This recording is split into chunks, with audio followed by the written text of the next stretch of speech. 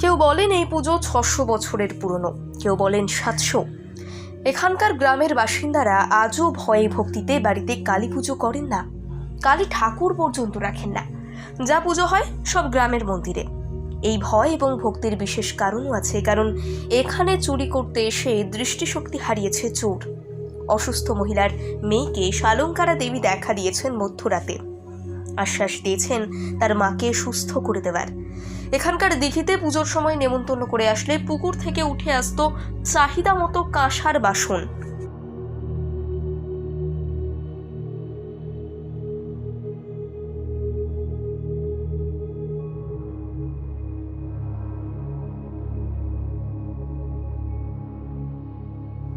কেউ বলেন এই পুজো ৬০০ বছরের পুরনো, কেউ বলেন ৭০০। এখানকার গ্রামের বাসিন্দারা আজও ভয়ে ভক্তিতে বাড়িতে কালী পুজো করেন না, কালী ঠাকুর পর্যন্ত রাখেন না। যা পুজো হয় সব গ্রামের মন্দিরে। এই ভয় এবং ভক্তির বিশেষ কারণও আছে, কারণ এখানে চুরি করতে এসে দৃষ্টিশক্তি হারিয়েছে চোর। অসুস্থ মহিলার মেয়েকে শালঙ্কারা দেবী দেখা দিয়েছেন মধ্যরাতে। আশ্বাস দিয়েছেন তার মাকে সুস্থ করে দেওয়ার। এখানকার দিঘিতে পুজোর সময় নেমন্তন্ন করে আসলে পুকুর থেকে উঠে আসতো চাহিদা মতো কাঁসার বাসন।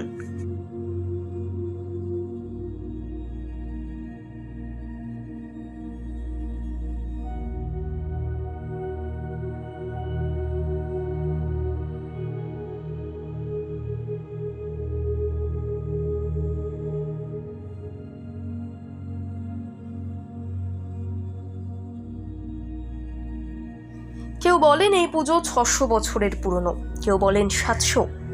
এখানকার গ্রামের বাসিন্দারা আজও ভয়ে ভক্তিতে বাড়িতে কালী পুজো করেন না, কালী ঠাকুর পর্যন্ত রাখেন না। যা পুজো হয় সব গ্রামের মন্দিরে। এই ভয় এবং ভক্তির বিশেষ কারণও আছে, কারণ এখানে চুরি করতে এসে দৃষ্টিশক্তি হারিয়েছে চোর। অসুস্থ মহিলার মেয়েকে শালঙ্কারা দেবী দেখা দিয়েছেন মধ্যরাতে। আশ্বাস দিয়েছেন তার মাকে সুস্থ করে দেওয়ার।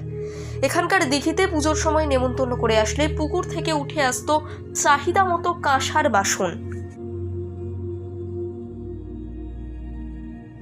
কেউ বলেন এই পুজো ৬০০ বছরের পুরনো, কেউ বলেন ৭০০।